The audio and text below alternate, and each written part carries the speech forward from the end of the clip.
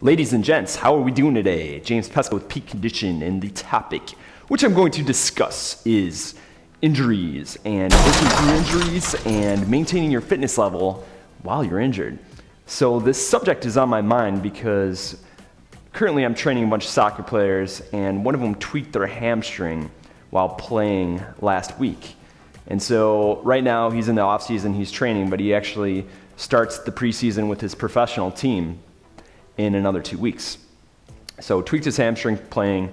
He came up to me, he's like, what do you suggest? I suggested sit out, just because you don't want to mess around with hamstring injuries. They take a long time to heal. If you pull your hamstring, right now it's just tweaked, and once he gets back at it, use the ACE bandage, wrap the hamstring, and you're really going to wrap like around the hamstring and literally like your butt cheek and your hip flexor, and just get all that area just so you're nice and warmed up. And while you want to have it warm, you don't want to overly stretch it. That can be a common misconception, that you want to get a nice deep stretch then, and you can actually tweak it by stretching it too much. So he was asking me what I suggested in order to maintain his aerobic endurance and anaerobic endurance. And so what I suggested was doing some different circuits. And while typically he'd want to be doing sprints, he'd be wanting to do agility work, power work, he can't do that right now because he doesn't want to make the injury any worse, and he wants to be fresh for when he comes in to start training with his pro team, which pays him. So I suggested changing up what he's doing. So some examples were hitting the heavy bag, right? So you can do heavy bag circuits. So you're on for a minute hitting hard, then you're resting for 30 seconds. On for a minute hitting hard, resting for 30 seconds. He can do some different Tabata circuits, but without using his legs. So he can do explosive push-ups, 20 seconds, rest for 10 seconds. Explosive push-ups for 20 seconds, rest for 10 seconds. And there's ways for him to get around it while not aggravating his hamstring, yet staying fit and maintaining his fitness and endurance level. And so I'll also give you a couple examples of injuries which I've faced and how it's been easy to want to just quit and wait till you're completely healed, but finding ways to push around. So one injury I went through myself, it was actually about 5 years ago. I was playing soccer, I was playing indoor, and someone tripped me, and I fell with my arm fully extended like this. I didn't have time to brace my fall, so all my body weight landed on my shoulder, and with my arm extended, I actually tore my rotator cuff, detached my labrum, so that's just basically the lining that holds the head of the humerus into the socket. So I had to have surgery to reattach the labrum and to repair the rotator cuff. And so after my surgery, I had to wear a sling for, I believe it was a month and a half, 2 months, and literally I could not move my shoulder at all.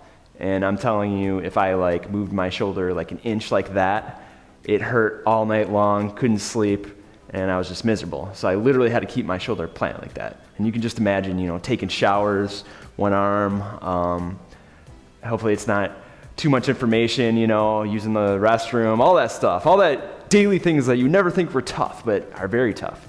So anyway, as you can imagine, I was also kind of going crazy because I love to exercise, and this is kind of my life. And so in order for me to stay fit while I was injured, I had to find ways to work around that injury. And so what I started doing was I would walk on the step mill. So the step mill is just a step mill machine, okay? It's automated. If you don't have one of those, you could even just walk up steps. And again, couldn't move my arm, so I couldn't run or jog just because naturally you're going to stride with your arms, and I would want to have that tendency to go like this and move my arm, and I would be in pain. So I'd just hold onto the railing, and I would put that thing at, I think out of a level 20, I'd put it at 17, and I'd go for 20 minutes, and it would just kick my butt. And I would do core work as well, and that's all I did for that month and a half. And I think I might have actually increased my cardio level of fitness by doing that, surprisingly. One other injury that I can remember, and I had to work around, was back in college. I actually broke my foot while I was training. So I broke my foot, had to wear a cast for, I think 2.5, 3 months, something like that. So anyway, when I got out of the cast, I was very excited to get back to exercising. However, I could not just start running again like I thought I'd be able to, because I was just getting my range of motion back. I was rehabbing, working on strength, stability, all these things that you lose when your foot is just in that dormant state for 3 months. I mean, you're literally not moving it at all. So I had to build back the strength, build back my balance, all that stuff.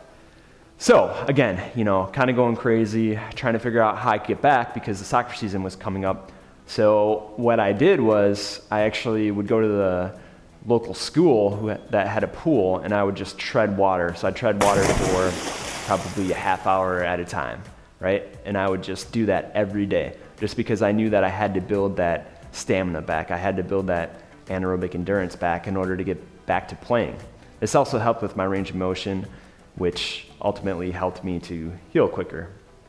So while it would have been easy to kind of just use the injury as an excuse as to why I couldn't train and why I couldn't stay fit and then have to start back at square one, I just found a way around it, and I found a way to still work on those components that I needed to work on, but just kind of thinking outside the box as to my traditional training methods. And so again, I know it's easy to kind of feel overwhelmed and just feel like you just nothing's going your way and you're just going to sit it out until you feel better. And a lot of athletes can attest to this. If you're injured, obviously you can't play, but a lot of times you're going to be hurt, right? Your body's going to be aching. It's not going to feel good, but you have to just play through that pain. So you have to find ways around your traditional exercises that you may typically do if they're aggravating you when you feel that pain. And that's just going to come through thinking outside the box and just putting yourself outside of your comfort zone and doing different exercises that way. So I hope this was helpful. I know a lot of you out there are dealing with injuries, trying to work through injuries, and just stick with it, Think outside the box. Think of different things you can do that will help to maintain your fitness level, and also just, which is more important, I think, just maintain your sanity, right? Because if you're not exercising, I know me personally, I'm going to go insane. I need to exercise. I need to let out that energy. I need to enjoy life. So thanks for watching. Leave a comment, like, and share. And always remember, you don't have to be an athlete to train like an athlete. Let's do it. Exploding upward 2, loading. That's 3, loading. 4, loading. 5, loading. 6, loading.